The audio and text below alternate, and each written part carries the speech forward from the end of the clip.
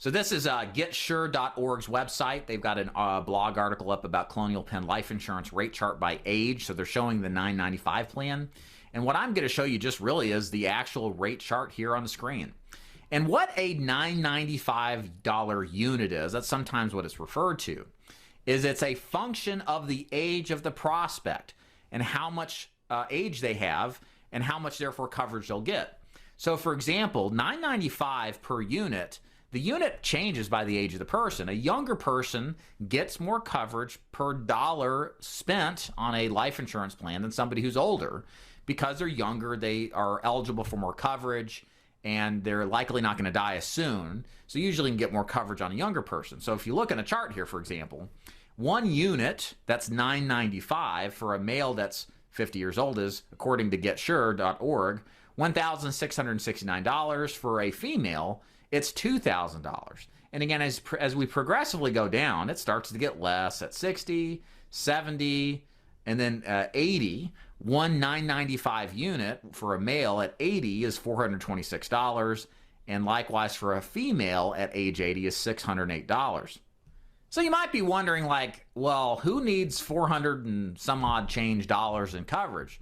I want to get more than that. Do I have to spend more? Absolutely.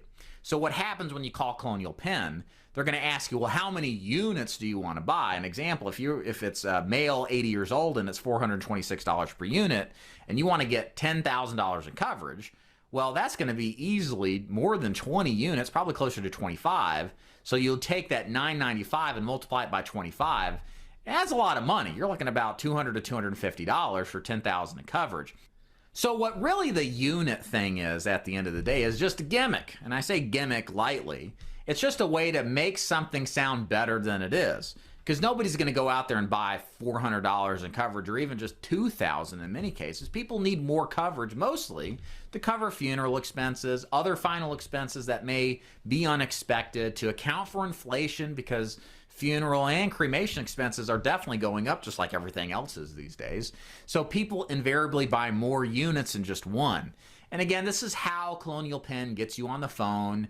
Everybody's enticed by something that sounds affordable and sounds cheap.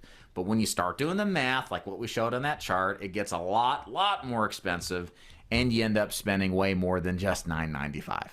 But wait, there's more. There's other issues here when it comes to Colonial Penn's plan, and this is with its guaranteed acceptance plan. The biggest gotcha with the plan that mostly is sold, what's called the guaranteed acceptance plan with Colonial Penn, is not the unit thing. That's another issue altogether. But the biggest problem, in my opinion, as a life insurance professional, is that the coverage does not cover you fully for the first 2 years if you die from natural causes. Everybody who applies for the guaranteed acceptance life insurance plan, in great shape or in terrible shape, must wait 2 full years before the full amount of coverage comes into effect.